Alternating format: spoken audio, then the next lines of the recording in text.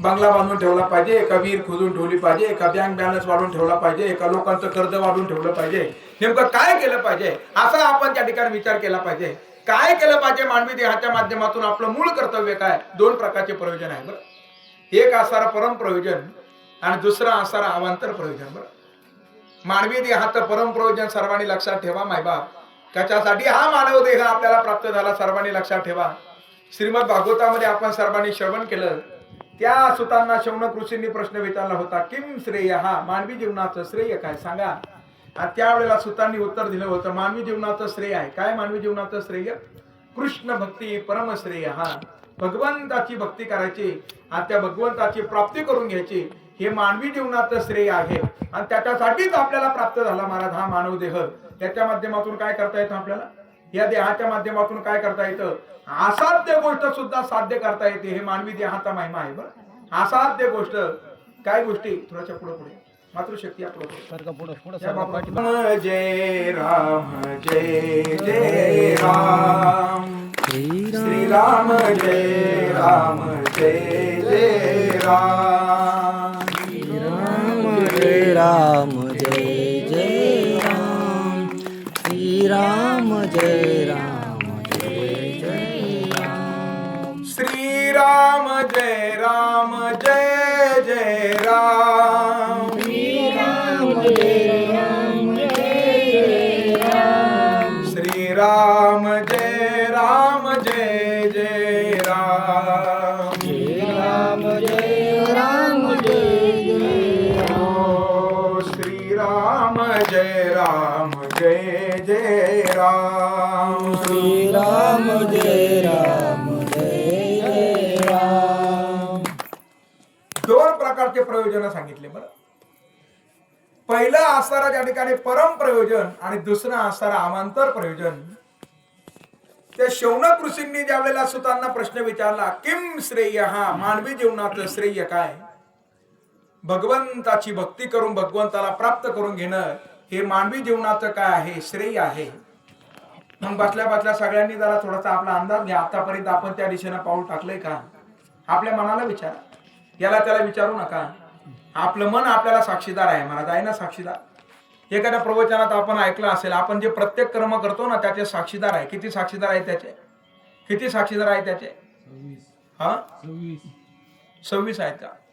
मला तर 14च माहिती आहे, आणखीन 12 लिहून घ्यावं लागेल मला. आहे ना वेगळे वेगळे साक्षीदार आहे महाराज. ते 14 जणांची यादी ऐका, 12 पुन्हा पाहून मी सांगेल तुम्हाला, पण 14 जण ऐका. पहिले 14 जण त्या ठिकाणी ऐका महाराज. 14 साक्षीदार पहिला ऐका. प्रत्येक कर्म करत असताना पहिले 2 साक्षीदार आहेत. ते कोण आहे, चित्रगुप्ताचे 2 दूत प्रत्येकाच्या खांद्यावर बसलेले आहे महाराज, खांद्यावर बसलेले आहे चित्रगुप्ताचे. आणि ते अशोकराव आपण पाहण्याचा प्रयत्न केला तर आपले दिसणार नाही, शेजाऱ्याचे तर अजिबात दिसणार नाही, कारण ते गुप्त रूपानं आहे ना. गुप्त रूपानं चित्रगुप्ताचे आहे ना. अरे चांगलं कर्म केलं का उजव्या खांद्यावरला लिहून ठेवतो आणि वाईट कर्म केलं का डाव्या खांद्यावरला लिहून ठेवतो, हे सर्वांनी लक्षात ठेवा. आणि ती शिदोरी घेऊन तो आपल्या बरोबरच असतो महाराज. आपण तिथं पोहोचलो का लगेच आपलं रेकॉर्ड तिथं जमा केलं जातं आणि तशा पद्धतीनं त्याला पुढील गती प्राप्त होते. चित्रगुप्ताचे 2 दूत प्रत्येकाच्या खांद्यावरती गुप्त रूपानं आहे. 2 साक्षीदार झाले. तिसरं साक्षीदार म्हणजे आपलं मन आहे ना. मन साक्षीदार. प्रत्येक कर्म करत असताना आपलं मन सांगतं, भजन करत असताना आपलं मन आपल्याला सांगतं, वा आज तू सत्कर्म करतोय. एखाद्या दुःखी व्यक्तीच्या चेहऱ्यावरती समाधान आणण्याचा प्रयत्न जर आपण करत असाल तर आपलं मन सांगतंय, वा आज असा तू परोपकार करतोय. एखाद्या भुकेलेल्या व्यक्तीला जर आपण अन्नदान करत असाल, आपलं मन त्याला सांगतं, वा आज तू काय करतोय, अन्नदान करतोय. प्रत्येक वेळेला मन सांगतं. आणि दुसऱ्याचे बांध कोरताना मन आपल्याला सांगतं, हे आपलं नाही पण तरी तू कोरतोय. सांगतं ना मन प्रत्येकाला, प्रत्येकाचं मन प्रत्येकाला सांगतं महाराज. रावण ज्या वेळेला सीता मातेचं अपहरण करण्यासाठी निघाला ना रावण, ते असं घाबरत घाबरत चाललं महाराज. रावण सर्वसामान्य नव्हता. अरे कैलास पर्वत ज्यानं 4 वेळेला हलवला होता, असं ज्याचं सामर्थ्य. अरे रावण सर्वसामान्य नाही. ज्या रावणानं नवग्रहाच्या पायऱ्या केल्या होत्या, नवग्रहाला पालथं टाकलं होतं, त्यांच्या पाठीवरती पाय देऊन रावण पुढे जात होता, सिंहासनावरती जाऊन बसत होता. अशी रावणाची ख्याती. रावण सर्वसामान्य नाही. रावणाच्या राज्यात कधीच लाईट जात नव्हती. तिथं चंद्र सूर्य काय होते, रावणाच्या सेवेसाठी होते. रावणाच्या राज्यात असं गरमत नव्हतं महाराज. का गरमत नव्हतं, कारण तिथं काय होती, वायू देवता होती. रावणाच्या राज्यामध्ये काय 6वी पाळंत पण करण्यासाठी होती. आणि त्याच्या पुढे ऐका, जे गणपती बाप्पा आहे ना, हे गणपती बाप्पाचं काम होतं रावणाच्या राज्यामध्ये. काय करत होते ते तिथं गाढवं ओळत होते महाराज. माझ्या मनाचे शब्द नाही, शांती ब्रह्मनाथांनी वर्णन केलं. दुःख न राहू शके जया पुढे, ते गणेश होऊनी बापुडे, गाढवांचे कळप गाढे, लंके माझी हकी तसे. मल्हारी भगवंत काम करत होते. काय काम करत होते? हा बरोबर, ते पक्क लक्षात आहे त्यांच्या. बरं, ते कारागीर होते त्या ठिकाणी. दाढी करण्याचं काम कुणाचं होतं? भगवान खंडोबाचं होतं महाराज. असा रावण, एवढी जाती सत्ता आहे महाराज, तरी सुद्धा तो असा घाबरत घाबरत चालला. का घाबरत घाबरत चालला? त्याचं मन त्याला सांगत होतं. काय सांगत होतं? गड्या, तुझा जो मार्ग आहे हा तुझा मार्ग समर्पणाचा नाही, तुझा मार्ग हा अपहरणाचा आहे. त्याचं मन त्याला सांगत होतं तुझे कर्म करतो हे कर्म चुकीत आहे. साक्षीदार आहे महाराज. तिसरं साक्षीदार म्हणजे मन साक्षीदार आहे. बरं, म्हणून प्रत्येकानं कधीतरी मनामध्ये डोकवून पहा. मन म्हणजे आरसा आहे. आरसा कळतो ना आपल्याला? आरसा आहे ना, आरसा प्रत्येकाच्या घरी आहे ना, प्रत्येकाच्या घरी आरसा आहे महाराज. पूर्वीच्या काळी एवढे आरसे नव्हते, आता पुढे पण आरसेच झाले ना आरसे. पूर्वीच्या काळी एवढे आरसे नव्हते महाराज. पूर्वीच्या काळी असा मोठा एखादा आरसा असायचा आणि मग त्याच्यामध्ये चेहरा पाहायचा. कधी कधी तोही आरसा एखाद्या मुलाच्या हातातून खाली पडला का तो फुटून जायचा, असा वाकडा तिकडे फुटायचा. मग या महिला मंडळ त्याला भीतीमध्ये पक्का करून टाकायचा ना पक्का. आता भीतीमध्ये पक्का केला का मग त्याला असं आपण ज्याची उंची वाढव आहे त्यानं असं वाकून पाहिजे, ज्याची उंची कमी आहे त्यानं टाटा उंच करून पाहिजे. असंच होता ना आरसा. आता सगळीकडे आरसे आहे महाराज. ते गवळणी झालं एका बाजूने, सगळ्या बाजूनं बसले मी होते रंग महाली,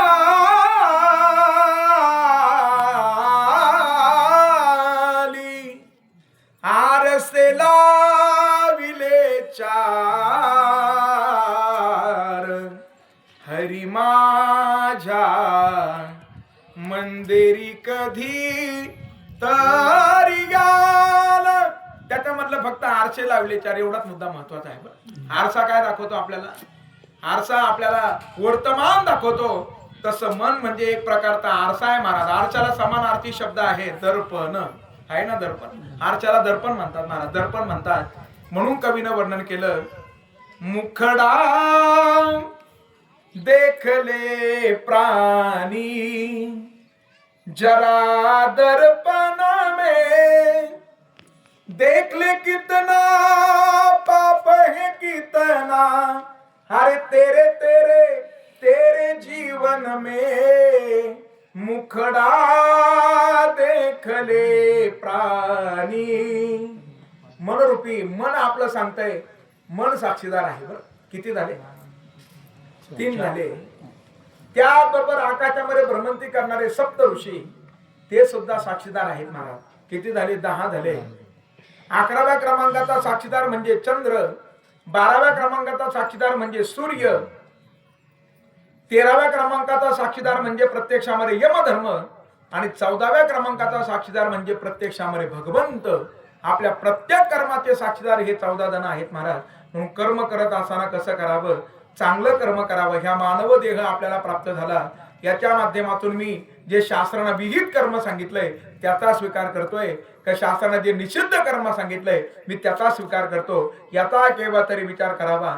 काय आहे मानवी जीवनाचा असारा परम प्रयोजन, याचा केव्हा तरी आपण काय करावा? विचार करावा. काय मानवी जीवनाचा असारा श्रेष्ठत्व आहे, याचा केव्हा तरी विचार करावा. म्हणून मी मुद्दा सांगत होतो, जर भगवंताची प्राप्ती करून घेणं हे जर मानवी जीवनाचं जर श्रेष्ठत्व असेल, मग आपण काय करतो? आपल्या मनाला विचारा. हे सर आपल्या मनाला विचारा. मन आपल्याला काय सांगेल? सत्य सांगेल. या देहाच्या माध्यमातून भगवंताची प्राप्ती करून घेता येते. अनेकांनी प्राप्ती करून घेतली. बरं, अनेकांनी प्राप्ती करून घेतली. स्वतःला कमी समजू नका महाराज, स्वतःला कमी समजू नका. आपण म्हणाल अनेक संतांचं चरित्र आपण पाहतो महाराज, पाहतो ना. हा परमात्मा ते चोखोबारा ज्या वेळेला भगवंताला हाका मारायचे ना, त्यावेळेला हा परमात्मा त्यांच्या घरी जात होता. महिपती महाराजांनी लिहिलं म्हणजे चुकीचं थोडंच लिहिलं, चुकीचं नाही महाराज. संत वाङ्मय त्याचं प्रत्येक अक्षर ना अक्षर हे काय आहे? सत्य आहे आणि त्रिवार सत्य आहे. आणि जोपर्यंत चंद्र सूर्य असेल तोपर्यंत ते सत्यच असेल महाराज. सर्वजण ऐका, ऐका सर्वजण ऐका. चाललंय नाही का त्यांना? दादा बसू द्या प्रवचन.